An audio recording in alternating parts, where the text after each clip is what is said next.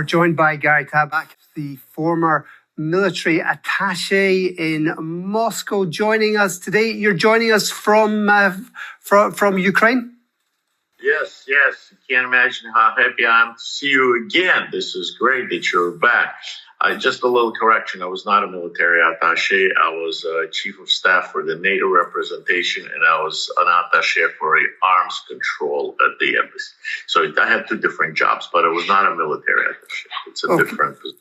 I beg your pardon for that. Your army connections, very much watching what's happening in Ukraine. When you see the European Union spending money on ammunition, that's surely a good thing. Yeah, absolutely. Especially, I'm an American there. Therefore, we've been saying it all along, saying that Europe needs to get engaged more. I mean, especially old Europe needs to engage and stop relying so much on the United States funding of NATO, on our military participation in NATO. And again, we're talking about old Europe.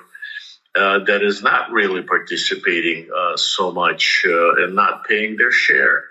So it is definitely a progress. It is definitely, but we need to work a little more on it. Your president just requested, I believe, another division in Poland, U.S. division, to beef up, to support, and to show our readiness to repel any Russian aggression in that direction.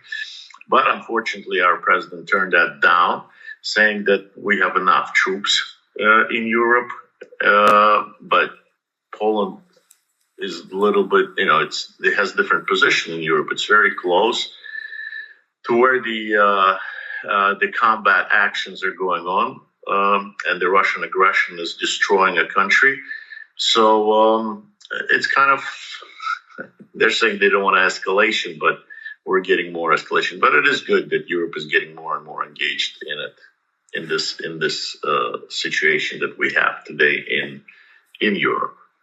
Now, how far will 500 million euros go in terms of ammunition and going to mostly to German providers? Poland, the chief of the Polish Defense Ministry, Władysław Kosiniak-Kamysz, has said next time round Poland will hopefully get more. Yeah, well, you talk about 500 million. The Ukrainians, in order to hold on and stay in defensive position, used to get in those last 2 years about 2 billion a month. So $1 billion from Europe, collective billion, and about $1 billion from the United States, a little bit more than $1 billion. So I'm not sure how much 500 million will do. To remind you, just in comparison, for 20 years, we used to spend about $300 million a day in Afghanistan. So, and it's considering that in Afghanistan, we were fighting a guy, illiterate man in rags with Kalashnikovs and maybe RPGs here and there. And we had our own military there. So it's basically, we're giving Europe financing 500 million. That's a day and a half, even less than a day and a half in Afghanistan. But there's now moves afoot to spend more on weapons. Poland now going up to 4% in terms of its spending, and new European directives coming in to move towards actually purchasing half of all weapons in Europe. What kind of difference will that make? Yeah. Everything makes a difference. Definitely, everything makes a difference. When you're starving, maybe you don't need the caviar and champagne, but a little bit of bread will get you a long way. So Ukrainians are right now taking a defensive mode.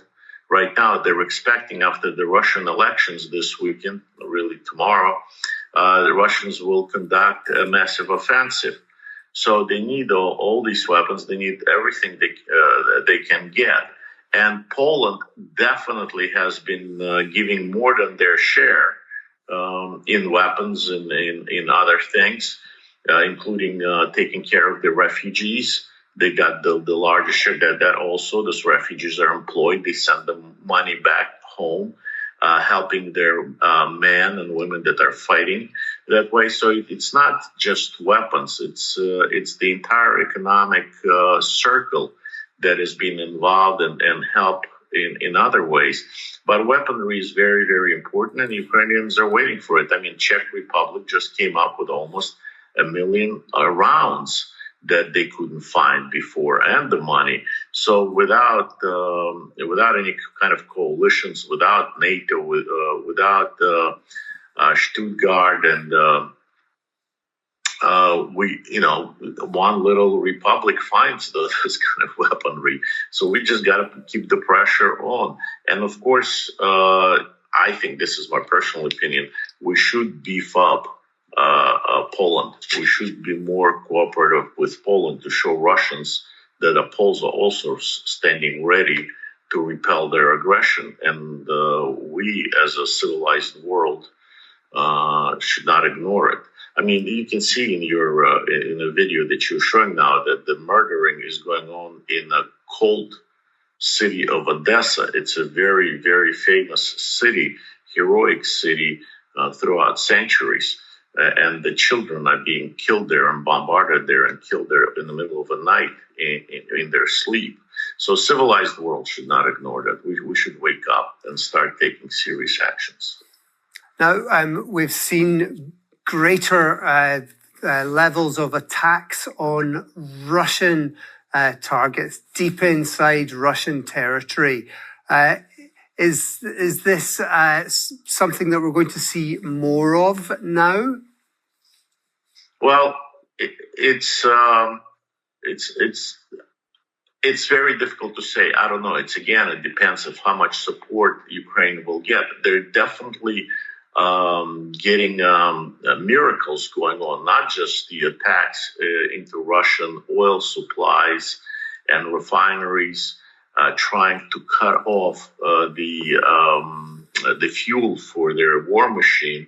But they're also, if you look at it, Ukraine doesn't have a fleet. It has no ships, yet it sunk a Russian unsinkable, unbeatable #2 fleet in the Black Sea. Nobody has a bigger fleet in the Black Sea than the Russians. And yet Ukrainians are able to destroy it, basically neutralize it and making it incapable of conducting any kind of war operations.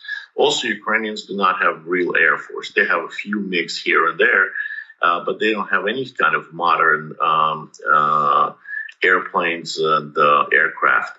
But yet they have been able to shoot down quite a bit of Russian modern aircraft, including their form of AWACSs that are not. They're very difficult to shoot down, and they're very, very difficult to replace. Probably impossible in a short period of time. So Ukrainians are also showing very. An amazing, I wouldn't say very good, amazing capabilities of destroying Russian war machine without having one themselves. Indeed. Well, Gary Tabach, great to see you back, and thanks very much.